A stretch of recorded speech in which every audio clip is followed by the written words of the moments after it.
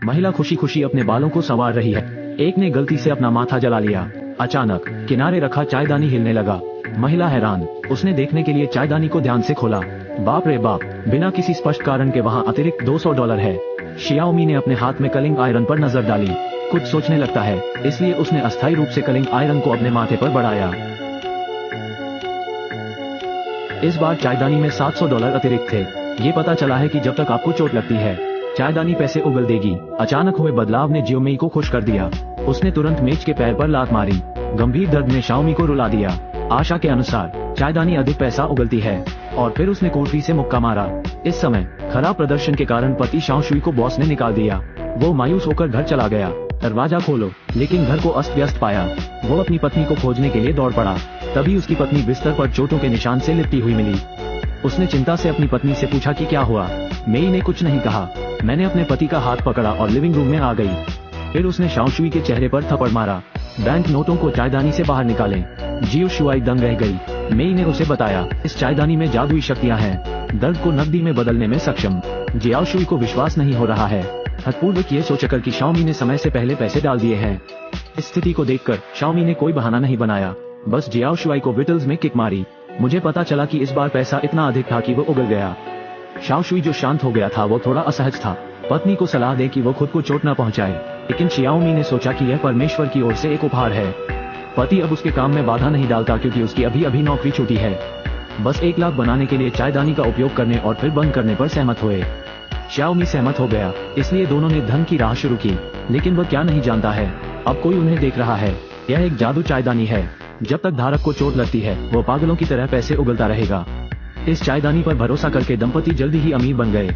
एक sports car चलाई, बंगले में रहते हैं। अब पैसों की चिंता करने की जरूरत नहीं है। उस एक दिन तक घर में 2 अनपेक्षित मेहमान आए। जियाओ शुई ने अभी अभी दरवाजा खोला। एक शब्द कहे बिना 2 दाढ़ी वाले पुरुषों ने जियो शुआई को एक मुक्का मारा। फिर आक्रामक तरीके से घर में घुस गए। उनमें से एक ने शाओशुई की छाती पर पैर रख दिया। चायदानी के ठिकाने के बारे में पूछें। शाओमी जल्दी में है। उसने मुट्ठी भर बिल निकाले। उनसे झूठ बोला कि उन्होंने चायदानी बेच दी है। चायदानी बेचने से आपको यही मिलता है। दाढ़ी वाला तो सुनकर ही हार मान सकता है। इस अनुभव के बाद दंपति को चोट पहुंचाने के लिए कड़ी मेहनत करनी शुरू कर दी। युगल के प्रयासों से इतना ही नहीं, उन्होंने अपना कर्ज भी चुका दिया। विलासिता के सामान की और भी बेतहाशा खरीदारी, यहाँ तक कि एक विला में चले गए। उन्होंने सभी पड़ोसियों को अपने घर पार्टी के लिए बुलाया। इसी दौरान एक डॉक्टर दोनों के पास पहुंचा। चायदानी उठा ली और चेतावनी दी कि दोनों की हालत अब गंभीर बनी हुई है। शियाओमी ने सोचा कि डॉक्टर पागल है, बेरहमी से उसे भगा दिया। रात में 2 दाढ़ी वाले आदमी फिर से शाओमी के घर आए। शियाओमी के हाथ में चायदानी देखें। दोनों हैरान नहीं हैं। ये पता चला कि वे पहले से ही जानते थे कि चायदानी उन दोनों के हाथों में है, लेकिन ऐसा लगता है कि वे चायदानी नहीं चाहते हैं, बस वो पैसा लेना चाहते हैं जो चायदानी थूक देती है। जियाओमी मेल नहीं खाता है। 2 के साथ कुश्ती झगड़े में चायदानी फर्श पर गिर गई। ये देख एक दाढ़ी वाले व्यक्ति ने चायदानी उठा ली, लेकिन तुरंत दूसरे ने रोक दिया था। उन्होंने चायदानी गिरा दी, मोटी रकम ली और घर छोड़ दिया। अगले दिन चायदानी की उत्पत्ति का पता लगाने के लिए पति और पत्नी ने पिछली PhD डॉक्टर ने दोनों को बताया। चायदानी लगभग 2000 साल से है। इस दौरान ये कई लोगों के हाथ लगा, लेकिन उनमें से कोई भी अच्छी तरह से समाप्त नहीं हुआ। चायदानी के मालिक के मन में बुरे विचार नहीं आने चाहिए, अन्यथा यह इसके द्वारा निगल लिया जाएगा। डॉक्टर ने दोनों को चायदानी उसे सौंपने की पहल करने के लिए राजी किया, लेकिन शाओमी सोचती है कि उसके मन में कोई बुरा विचार नहीं है। चायदानी को नियंत्रित कर सकते हैं, इसलिए मैंने डॉक्टर को रिजेक्ट कर दिया। घर पहुंचे, दोनों ने खुद को चोट पहुंचाकर पैसा कमाना जारी रखा, लेकिन चायदानी कम और कम पैसे खर्च करती है। विलासिता में रहना जारी रखने के लिए शियाओशुई ने भी जानबूझकर बार में गलती पाई, लेकिन भले ही दूसरों की नाक छिल गई हो और चेहरा सूज गया हो, चायदानी जितना पैसा उगलती है उतना ही जीने के लिए काफी है। उस एक दिन तक एक गुजर रहा किशोर उसके स्केटबोर्ड से गिर गया। चायदानी हिलती है। तभी शियाओमी को पता चला है कि घायल होने पर भी पैसे के बदले दूसरों का आदान प्रदान किया जा सकता है। उसने शाओशुई को समाचार बताया तो दोनों दूसरों का दर्द देखने के लिए इधर उधर देखने लगे। मुक्केबाजी का दृश्य, हेयर पार्लर, प्रसव वार्ड, जहाँ दर्द है वहाँ वे हैं। कुछ समय बाद दोनों ने फिर खूब पैसा कमाया, लेकिन मनुष्य की इच्छाएं कभी पूरी नहीं होती। बड़ा ही होगा। लाल बत्ती के माध्यम से ड्राइविंग करते समय अचानक उसने एक बूढ़े आदमी को सड़क पार करने के लिए लाल बत्ती चलाकर देखा। उसके दिमाग में एक पागल विचार आया। शियाओमी ने त्वरक पर कदम रखा। वृद्ध की ओर बढ़ा। महत्वपूर्ण क्षण। जियाओशुई ने स्टीयरिंग व्हील लिया, त्रासदी को होने से रोका। इसके बाद दोनों में जमकर मारपीट हुई।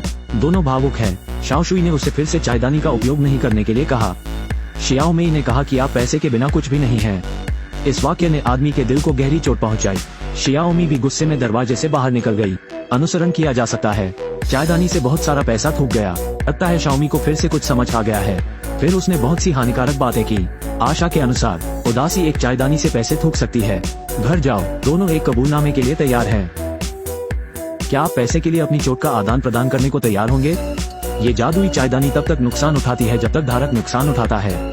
पैसे का एक गुच्छा थूक देंगे। उदासी मायने रखती है। पति पत्नी बयान देने को तैयार हैं। कहो क्या उदास हो, जैसे दोनों एक दूसरे का मजाक उड़ाते हैं। अधिक से अधिक पैसा। जब तक शाओमी ने यह वाक्य नहीं कहा, उसने एक बार पूरी रात अपने पिछले मकान मालिक के साथ mahjong खेला। जियाओ शुई गुस्से में है। उसने जमींदार को ढूंढ लिया, लेकिन विपक्षी ने करारी शिकस्त दी। इतने में मकान मालिक की नजर चायदानी पर पड़ी। इसमें बहुत पैसा है। शाओमी ने जल्दी से चायदानी पकड़ ली। जियाओ शुई के साथ छोड़ दिया। अधिक पैसे के लिए दोनों ने किसी और को चोट पहुंचाने का फैसला किया। वे पड़ोसी का दरवाजा खटखटाते हैं। बता दे यार, उनके पसंदीदा कुत्ते को उनकी पत्नी ने मार डाला। ये सुनकर यजमान हतप्रभ रह गया।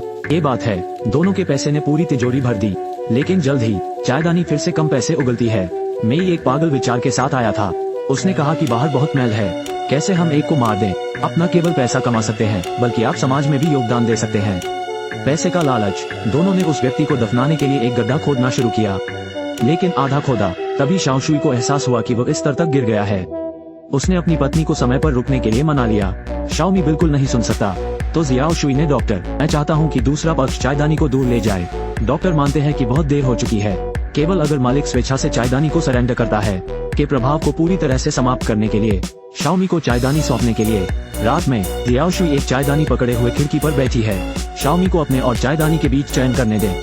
शियाओमी ने शियाओ शुई को चुनने के लिए कहा। चायदानी पर निगाहें। शाओ शुई ने अपनी पत्नी का दोहरापन देखा, तो मैं अपनी बाहों में चायदानी लेकर खिड़की की चौखट से गिर गया। शाओमी ने उदास होकर अपने पति को जमीन पर पड़े हुए देखा। पछताया, वो अभी जाग गई। सौभाग्य से पति अंत में ठीक है। इस समय शाओमी को पश्चाताप हुआ। डॉक्टर को चायदानी सौंपने का वादा। लेकिन रात में सायरन बजता है। दोनों उठे और मिल गए। मकान मालिक द्वारा चायदानी चुरा ली गई है। चायदानी को लोगों को नुकसान पहुंचाने से रोकने के लिए दोनों ने चायदानी में लौटने का फैसला किया। वे जमींदार के घर आए। अप्रत्याशित रूप से केवल एक रात में मकान मालिक और उसकी प्रेमिका पहले से ही पागल हैं। उन्होंने अपनी बंदूकें घुमाने और शाओमी और उन दोनों को चोट पहुंचाने की योजना बनाई। महत्वपूर्ण क्षण। दो दाढ़ी वाले आदमी अंदर आए। एक गोली जमींदार को लगी। दोनों पक्षों में जमकर मारपीट का दौर शुरू हो गया। शियाओमी के दोनों इतने डर गए कि छिप गए। गोलाबारी थमने में देर नहीं लगी। चारों खून से लथपथ होकर गिर पड़े। पूरे फर्श पर नोटों को छोड़ दिया। बाद में दंपति ने चायदानी, डॉक्टर, फिर इस अवैध धन को उन मित्रों को भेजे जिन्हें इसकी आवश्यकता है। फिर दोनों ने छोटी सी टूटी हुई कार को खुशी खुशी दूर तक पहुंचाया। कहानी की समाप्ति। डॉक्टर चायदानी को समुद्र में डुबो देता है। इसके पाप और लोभ को एक साथ समुद्र के तल में डूब जाने दो। यहाँ देखें, क्या आप ऐसा दूसरा चायदानी लेना चाहेंगे?